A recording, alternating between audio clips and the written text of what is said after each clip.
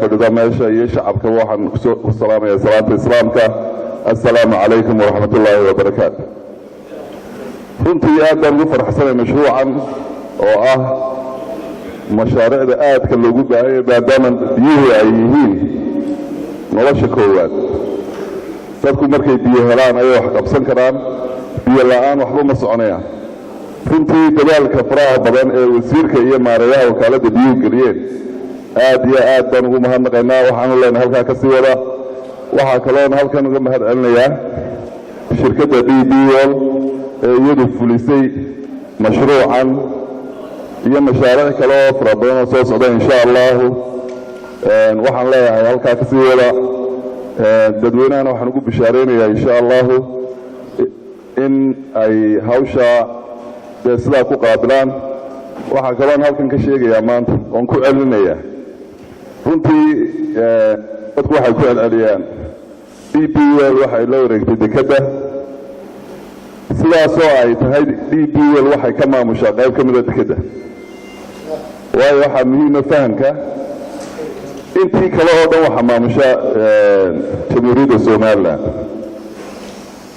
qaybta operationka ayay DBL ka maamushaa, customkii, mariinkii, qaybihii kaloo dhanna waxaa weli gacanta ku haysa jamhuuriyadda somaliland.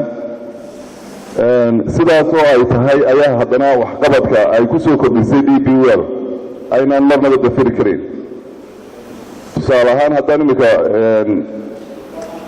waxaa la yidhi meydk maxaa u dambeeyey meydkaa la sii sido 18 xubnood oo loo dirayo Mozambique, qaar hore Thailand bay ka soo noqdeen. waxaa kaloo jira imika waxaa soo gelaya bishan 18keeda 3 crane oo waaweyn oo ah kuwa la yidhaha mobile cranes ee taayirada leh. marka runtii horumarka waynu soo dhaweynaynaa. waxaa kaloon halkan sheegaya maanta haddana mar labaad ku celinayaa in dhismaha dekedda uu dhammaan doono 2020. shaqaduna way qaybo badan tahay. markaa qaybaheedii hore wuu socdaa.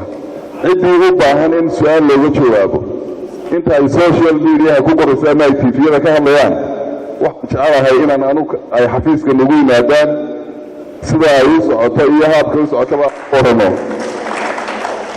marka waxaan rajaynaynaa insha allah bismillaahi tacaala sida uu markhaatiga noogu furayba madaxa DBL ee isaga laftiisu ku celiyey aanayso 2020.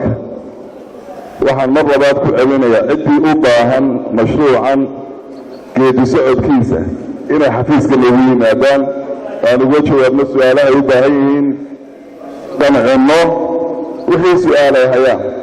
aad iyo aad mahadsantiin. waxaan halkan mar labaad ka ammaanayaa wasiirka wakaaladda biyaha oo dadaal badan muujiyey. runtii aan leenahay halkaa ka sii wad. areeyaha wakaaladda biyaha halkaa ka sii wad insha allah. aad baan idin salaamaya. asalaamu calaykum waraxmatullah. aad iyo aad buu mahadsan yahay mareeyaha dekedda berbera.